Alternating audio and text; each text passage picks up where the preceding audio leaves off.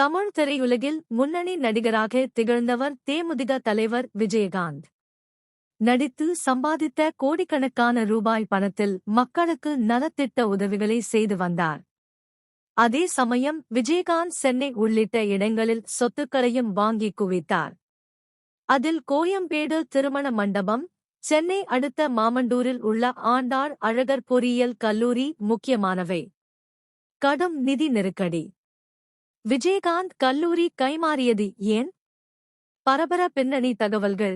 மதுராந்தகம் அடுத்த மாமண்டூரில் 25 ஏக்கர் நிலத்தில் கல்வி நிறுவனம் தொடங்க வேண்டும் என பார்த்து கட்டி, அதற்குதான் மிகவும் அன்பு கொண்டுள்ள தனது தாய், தந்தையர் பெயரான ஆண்டாள் அழகர் பொறியியல் கல்லூரி என்று பெயர் சூட்டினார். ஆண்டாள் அழகர் கல்லூரியை விஜயகாந்த் லாப நோக்கத்துடன் நடத்தாமல் சேவை மனப்பான்மையுடன் நடத்தியதாக கூறப்படுகிறது.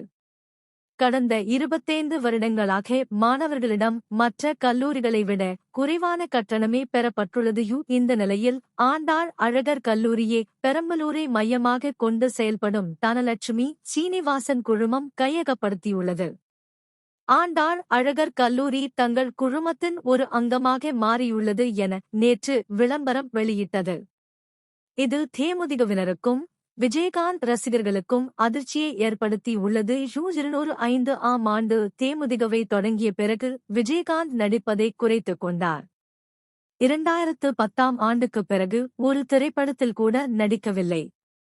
அத்துடன் அரசியல் கட்சி நடத்தியதால் அதற்கே பெரும் தொகை செலவழிக்க வேண்டிய நிர்பந்தம் உண்டானது. ஆகவே கல்லூரிக்கு சொந்த நிதியை ஒதுக்க முடியாத சூழல் உருவாகியுள்ளது. இதனால் ஆண்டாள் அழகர் கல்லூரி அறக்கட்டளை பெயரில் சென்னை அண்ணா சாலையில் உள்ள வங்கியில் கடன் பெறப்பட்டுள்ளது. கல்லூரிக்கு வாங்கிய 5.52 கோடி கடனுக்காக கல்லூரி உள்பட விஜயகாந்த் சொத்துக்களை ஏலமிடப் போவதாக 2019இல் இந்தியன் ஓவர்சீஸ் வங்கி அறிவித்தது. இதுபற்றி பிரேமலதா அப்போது அளித்த விளக்கத்தில், கல்லூரியை மேம்படுத்த வாங்கிய கடன் அது. விஜயகாந்த் நடிக்கவில்லை, மகன்களும் இப்போதுதான் சம்பாதிக்க ஆரம்பித்துள்ளனர். வேறு வழிகளில் எங்களுக்கு வருமானம் இல்லை. இது வெறும் 5 கோடி மீட்டர்தான். சட்ட ரீதியாக சந்திப்போம் என்று தெரிவித்த